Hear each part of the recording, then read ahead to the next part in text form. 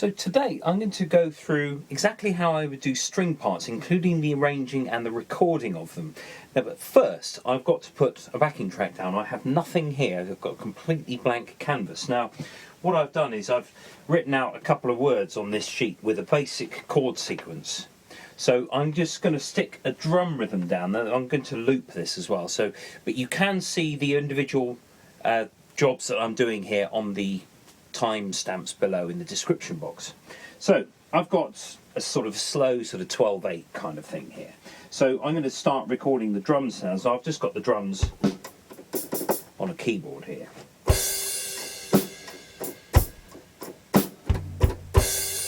So I'm going to get recording just a line of that.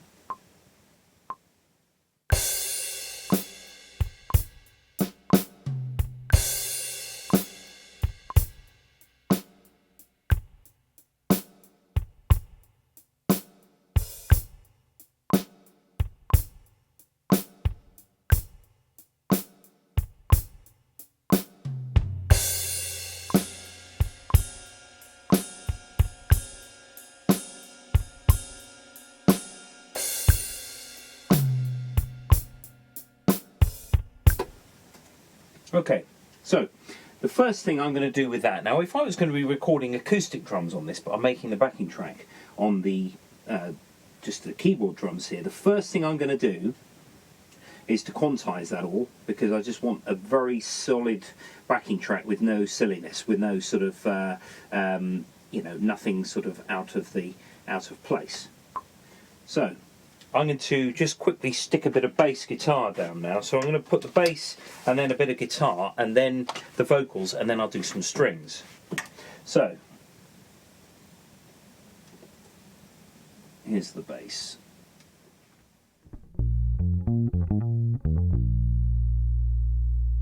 Bit draconian on the compression there.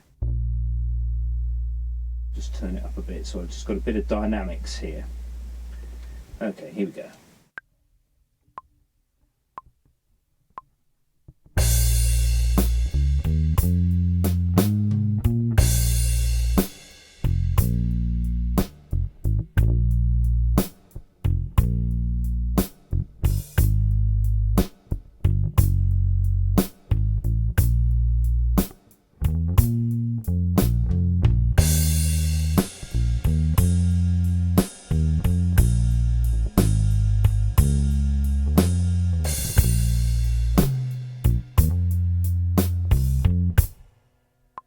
Okay, so bit of guitar now.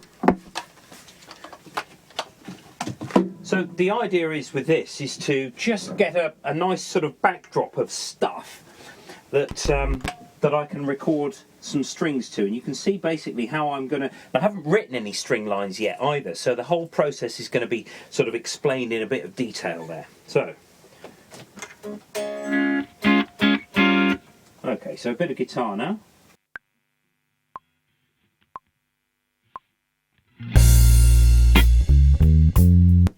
Perhaps a little bit more timing accuracy would be good there.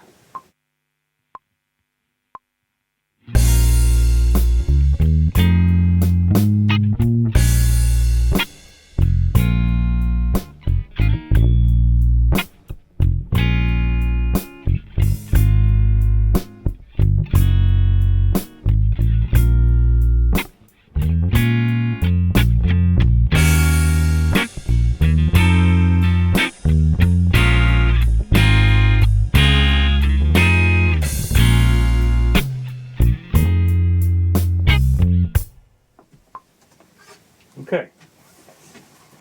Now what I'm going to do is I'm going to loop that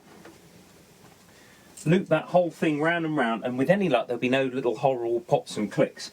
The reason I'm going to do this is because I'm going to do a couple of different string ideas, maybe when I do a solo or something. So my next step is simply to cut what I've got at the end of the bars there. Okay, so, and then try and copy that. Okay, let's just check that join.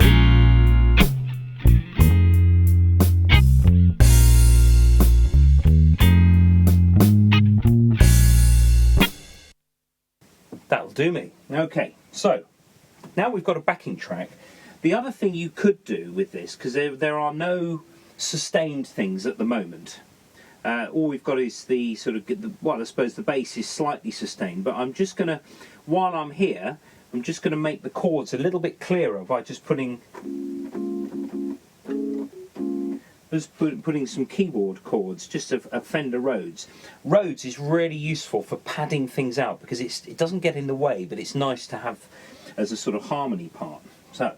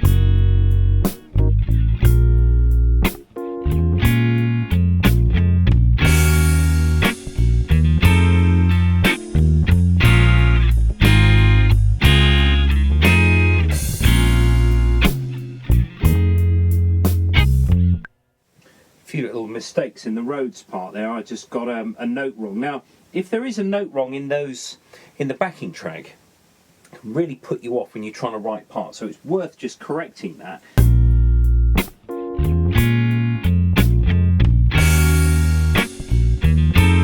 It's that one there. Let's correct that note there. Now, I'm just going to also, while I'm here, I'm just going to quantize that Rhodes part as well so that it just sits with those drums. Ideally, of course, you'd have a real Fender Rhodes in your studio or a real piano and you'd record real time with real human fingers. But, you know, here we've got now a backing track of sorts. Now, what am I going to do next? I'm going to just put down some vocals. So the vocal line. Now, I'm going to stick that over the first verse, and then over the second bit there I might do some, like a little string feature or some backing vocals or something else. So the principle of this is basically, the top line is the most important thing. Everything that's underneath is completely incidental. It's just there. It has to do its job. That is essentially being able to just back that main line. So I'm just going to record. Now I've got my headphones on now because I'm going to record with the vocals. All I have is my memory. 1, 2, 2, 2. All I have. Okay, just a little bit more recording level. Okay, so I'm going to record that backing track now. You'll hear this at the same time. I've got my headphones on, but I'm recording to another machine, which enables you to hear the entire mix.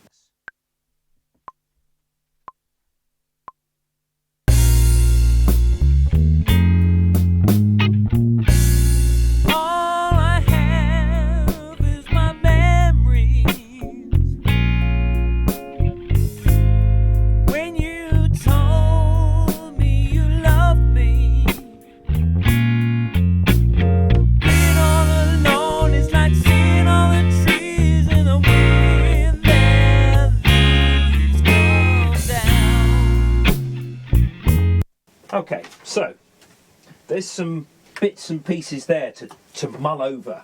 Now, the next thing I'm going to do is just to mix those vocals in so that the vocals sit at the top of the mix, so that when I'm doing the strings, I've got something to play to and also something to keep underneath.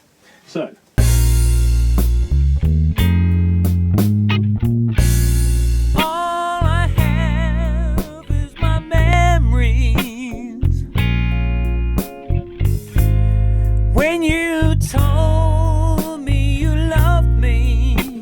Okay, just put a bit of reverb on that just to spread that mix a little. Oh, Logic reverb Tell you what, I can get rid of this keyboard now as I finish using it. It means I can get out my computer. There we go, just take that out. And hopefully now the vocals got a bit of reverb on them. All I have is my memories. When you told me you loved me, been all alone. Okay, so I've just taken the guitar down a bit because it's a little bit present in the mix as well, so that I've got a nice backdrop on which to record my strings. Now, what am I going to do? Well, I've got a choice. Now, I tend to write stuff down because I can kind of hear what's going on by writing it. You don't need to do that though. If you've got a line in mind, you can just play it in. It doesn't matter if you don't do it this way. And actually, maybe I'll do both ways. So, I've got a few options here. I could either record a line, just a single line. All I have is my memory. Or something like that. Maybe I could try that first. If something comes to your head immediately, just stick it down and see if it works. You know, we live in a world now where we don't have to use recording tape. You know, it's hard drive. If you don't like what you, just wipe it and off you go. Or undo. The magic undo button. So, it's a single line, but I want to create, with this, I quite like to create a bit of an orchestral, sort of quite a wide sound. So I'm going to record just a single line that answers that vocal. All I have is my memories.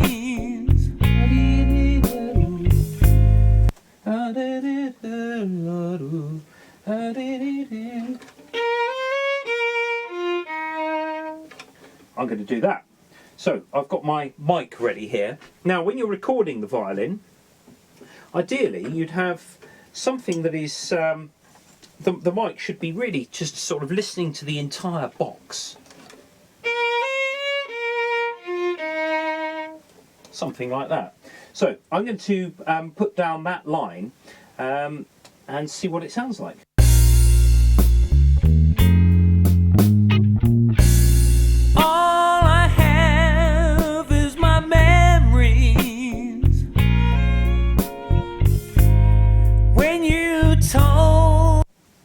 Okay, so I'm going to stick down another of those parts over the top, and then another part, so 3 parts. If you can, stick 3 down. Makes it much better for the overall sound, and you get a nice chorusy effect. For very little effort, you just play the same line again and again. All I have is my memories. When you told. Now, I made a little mistake there.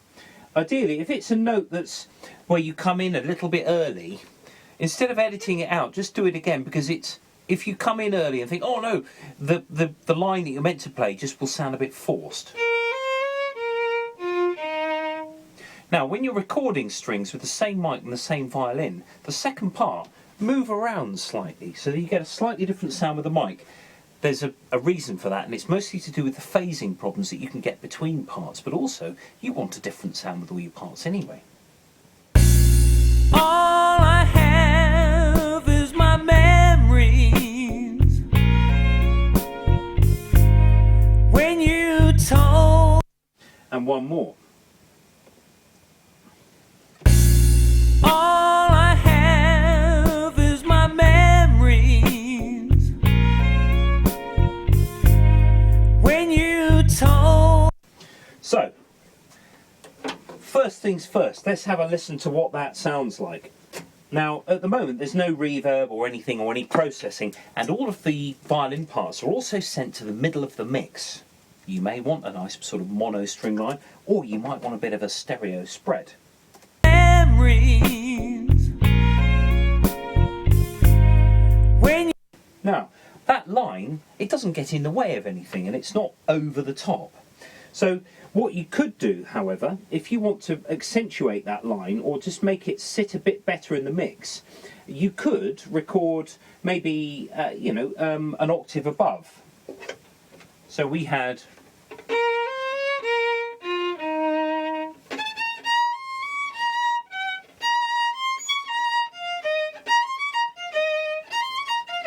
maybe something like that. But we don't want to peak too soon with this. Memories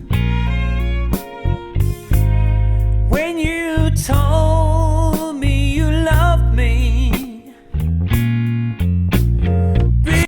Now, that little bar that you told me you loved me, and then it sort of goes into the bit where it goes to the ride cymbal, so it's a bit louder. So maybe we can have a build up there with the strings.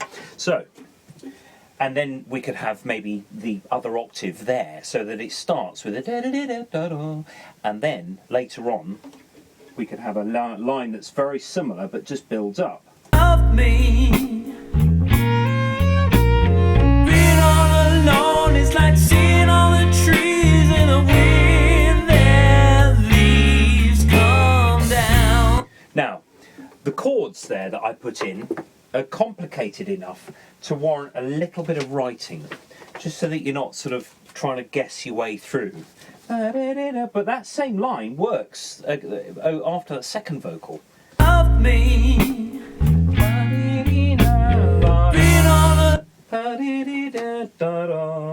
So, those of you with perfect pitch or with the key, it's B flat minor, which is 5 flats. So I've really dug my own grave here.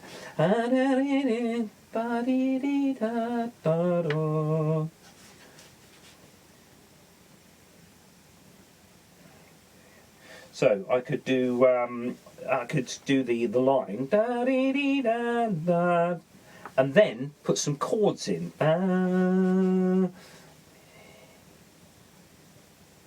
So I'm just writing out a few ideas for myself.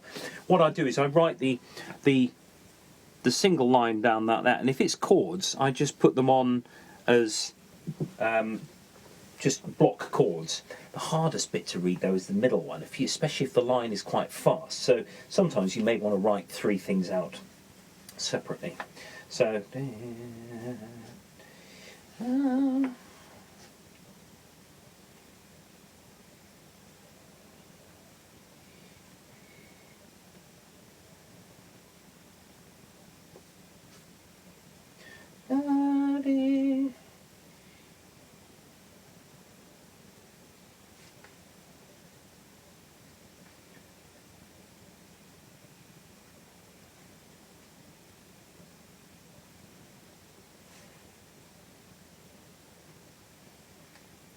Okay, so now I've got sort of an idea of what I'm going to do with this.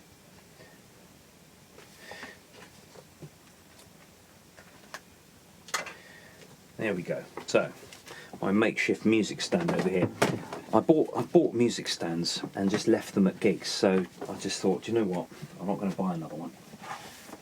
I think I've gone through 3 or 4, and so there's 4 people out there who've got a free music stand. Well, yeah, what goes around comes around, I suppose. So, I'm going to record that second line, but this time I'm going to put the harmony parts down.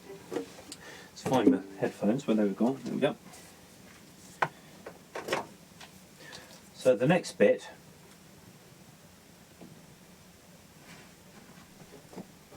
is this. Love me. So I'm on the bottom track on the computer, so I'm going to record the bottom part first, so that you can keep tabs of what your mix is doing.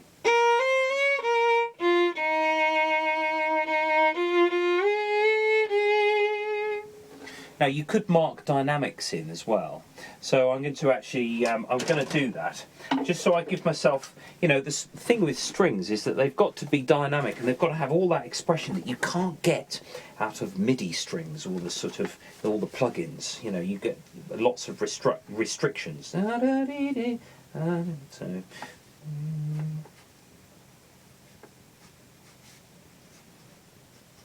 here we go, just a few little dynamic markings just to give me better guidance. Okay.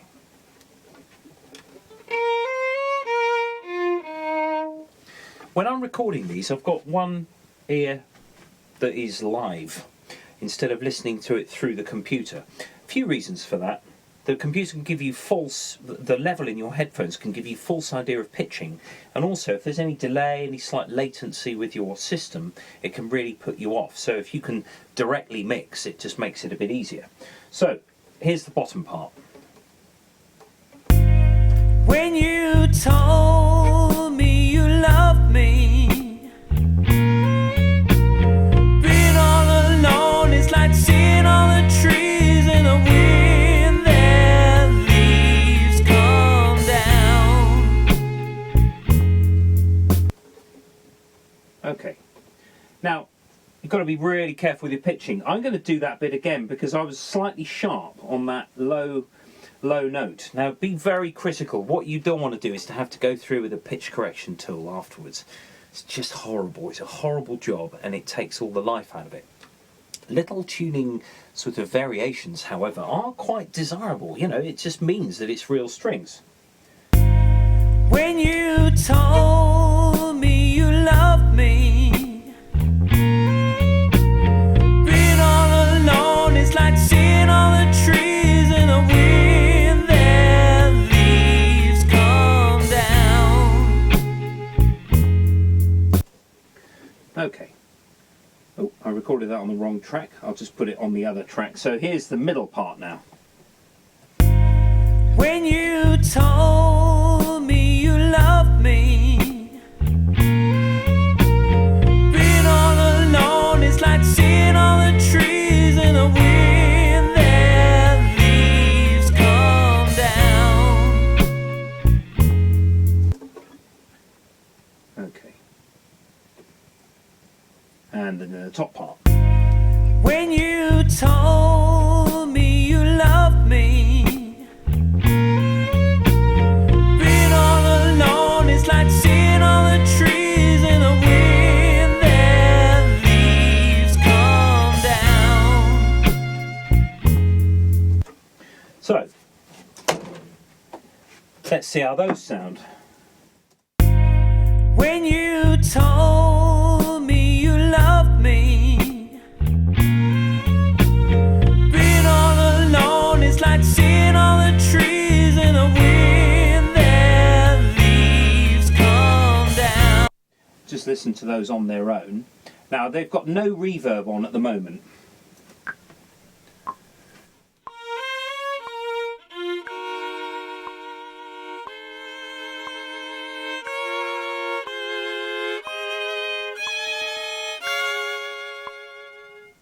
Okay. For me, they're okay. I think they work okay. There's little tuning inaccuracies there. But we are dealing with sort of more complicated harmony as well. My chords with those 4 chords at the end, well, 5 chords. B flat minor 7, A flat 6, D flat major 7, F 7.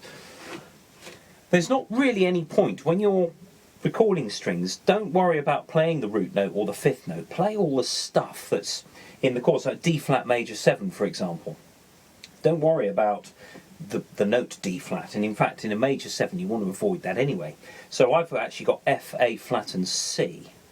Yes, F, A flat and C, so I've got the F, which is the 3rd, A flat is your 5th, and the C is your major 7th. Got the 5th in there.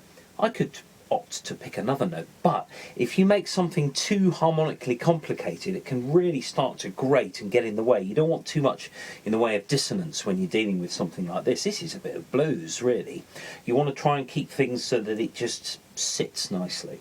So what I could do with these string parts is actually to record an octave up there. I said I was going to do that before, and actually what I'm going to do is I'm going to record an octave up, but I'm going to record one part only, so it's not 6 harmony parts or repeats of those chords. I'm just going to do I think I'll do the top one. No, I'm going to do the middle one. There's reason for that, really. I don't want to. That last chord is a 7 sharp 9, which has got an A and an A flat in. So I want to stick to that E flat. So.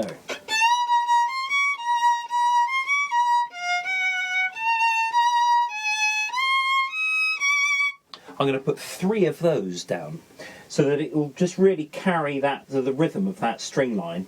So I'm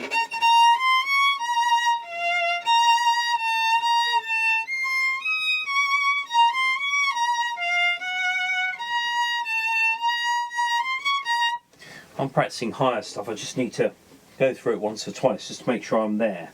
So here we go. When you told me you loved me, being all alone is like seeing all the trees in the wind, their leaves come down. Okay, that was fairly hideous, but it just gives me a chance to just get used to that line.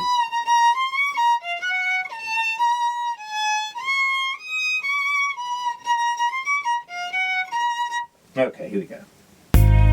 When you told me you loved me, being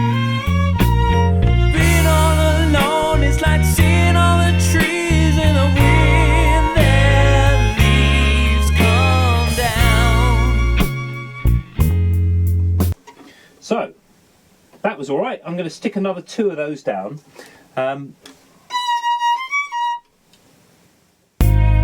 When you told me you loved me, being all alone is like seeing all the trees in the wind, their leaves come down.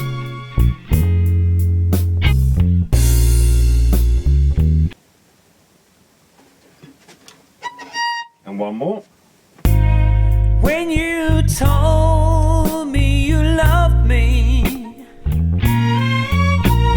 being all alone is like seeing all the trees. A little bit scratchy there. It is scratchy in some places actually. When you told me you loved me,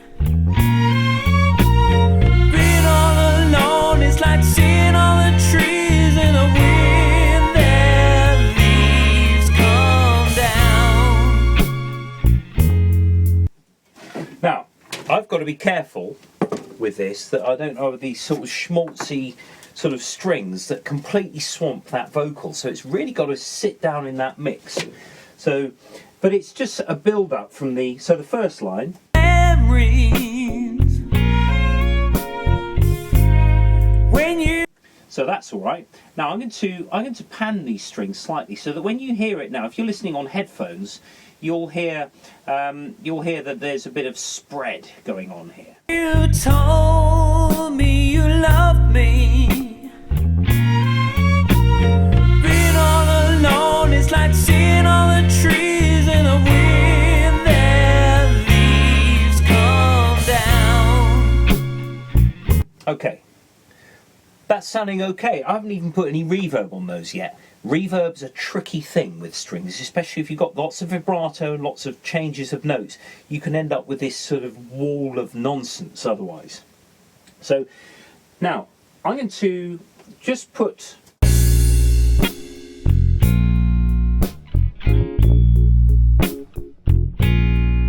a few strings over a solo. Now, the other thing you can do with string parts, if you've got a violinist in your studio, is this, the mute. Now what that does is it sucks a bit of power out of the bridge. So instead of this, what it does is it diverts some of the sound from going into the box of the violin into the rubber instead. So it's like a mid-range sort of scoop. So that's quite a nice thing to have sometimes. So what I'm going to do is I'm actually going to use it, and in the solo I'm just going to have some sort of rhythmic stuff going on. Now I'm just going to, instead of writing the individual notes out, I can just write chords on here, and then just play that rhythm.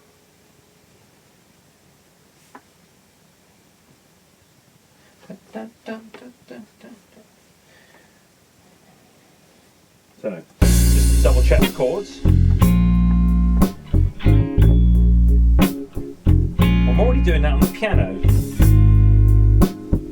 So maybe I could actually have the and then hold the strings over where the piano does it. That'd be a nice answering phrase. This is all, I'm building this up as I go along. I haven't rehearsed this at all, because the processes by which I work are sort of, you know, that's the important bit here, rather than just playing something in. So back to, just check the keyboard there.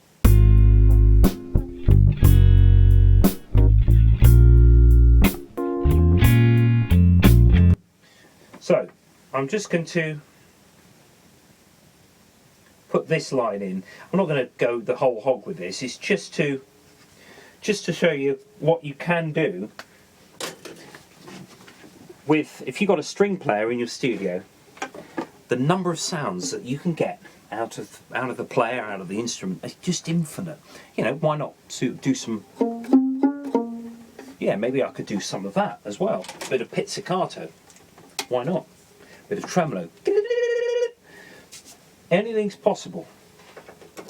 So, I'm just going to record those, just the 3 parts here, because it's just something that I just want in the background. And I'm going to use the mute as well.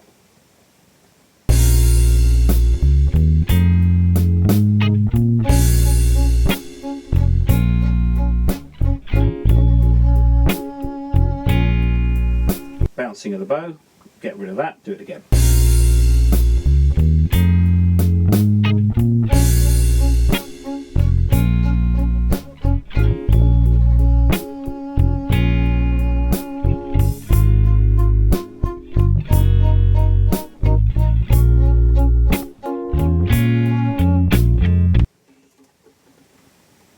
Okay, just so you can see what I'm doing. I'm not going to worry about the bouncing of the bow that much on that take. I'll just try not to do it in the others.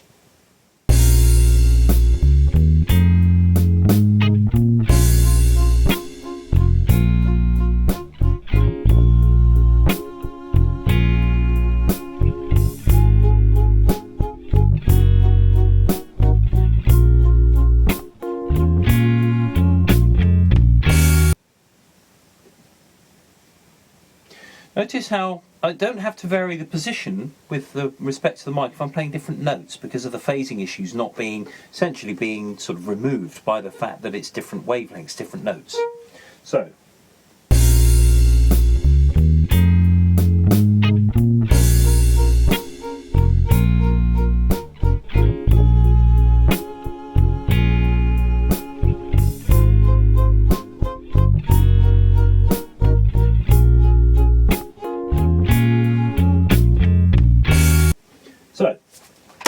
Let's see what they're like compared with the ending of the verse there. When their leaves come down.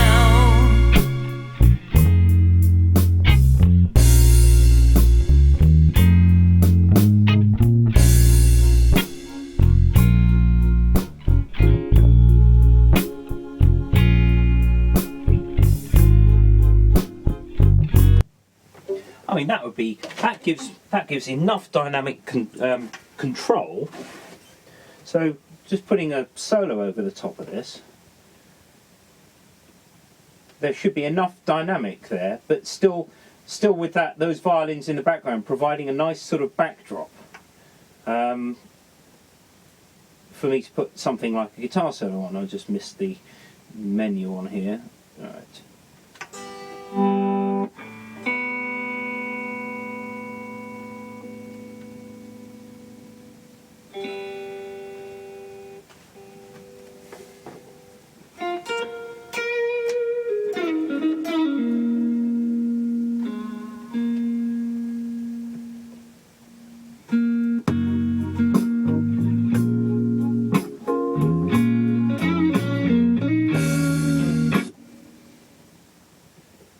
So I should be able to have the freedom to put a solo on over that.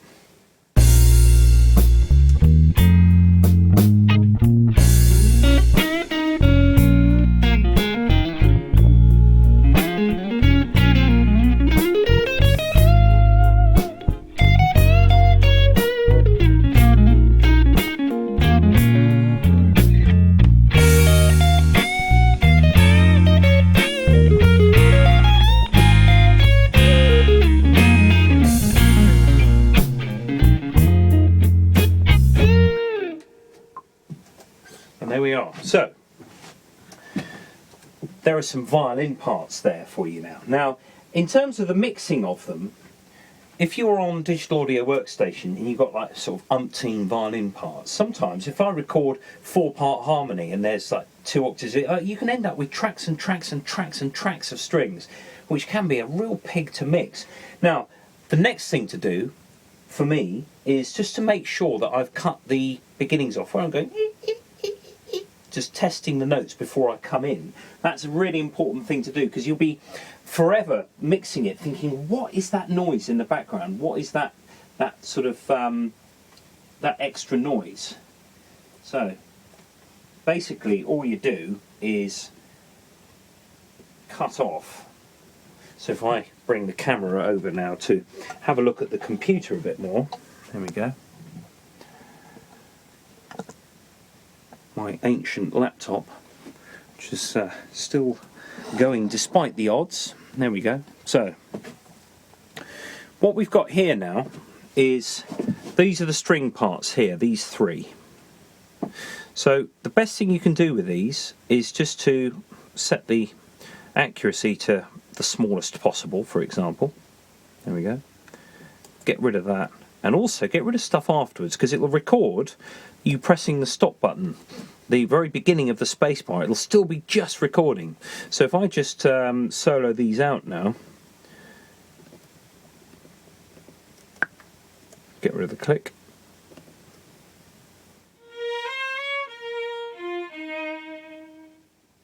There we go. To prevent any sort of slight little clicks at the end, stick a little fade on. So I've got a fade here, and a fade here, and then just little bits like that. It's really worth doing this, because you can get it's just so easy to work with then if you're just dealing with real clean parts. There we go. So there's my 6 parts now in the second half of the verse. Of course, soloed with the upper parts as well. So 6 of those. I'm quite pleased with those. I mean, you know, given the choice, I would probably just elect to do things a few more times just to make sure that it is really tight. Timing is of the essence here. Timing in terms of rhythmic accuracy. So.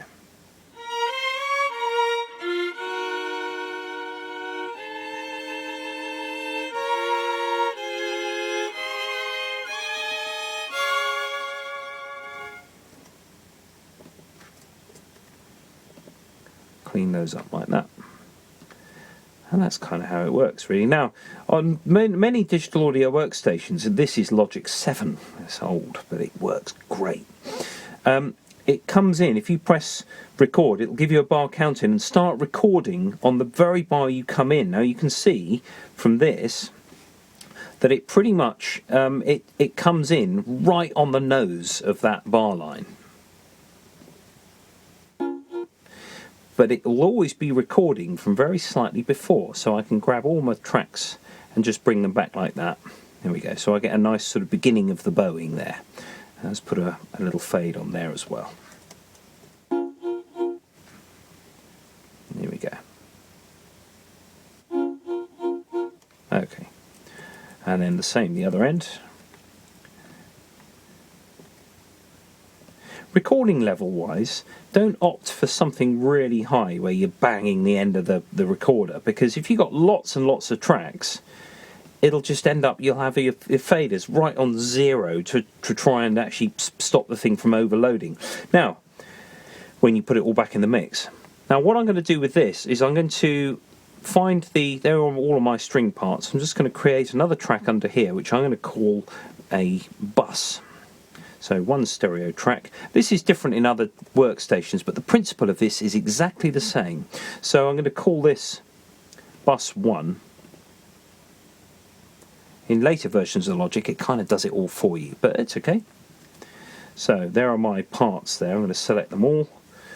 Select the output to go to bus 1, and then I can put things like reverbs and various treatments on there. Now, with any microphone parts, be sure to strip off all the bass end below about 100 hertz.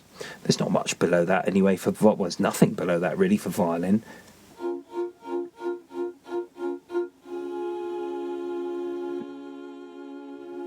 So now I've got them all as one thing, which means I can stick a really nice quality reverb on using the Space Designer or something. If you use reverb on lots of tracks, you're going to be eating up RAM like there's no tomorrow. So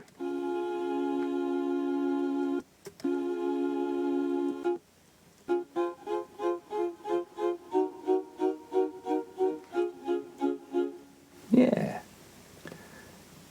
Don't spend too much time in solo mode because you want to make sure that that reverb is going to sit with your vocal. Love me.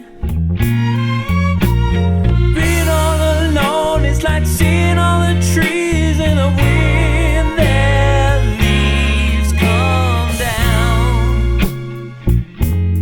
down. Yeah, that works all right for me.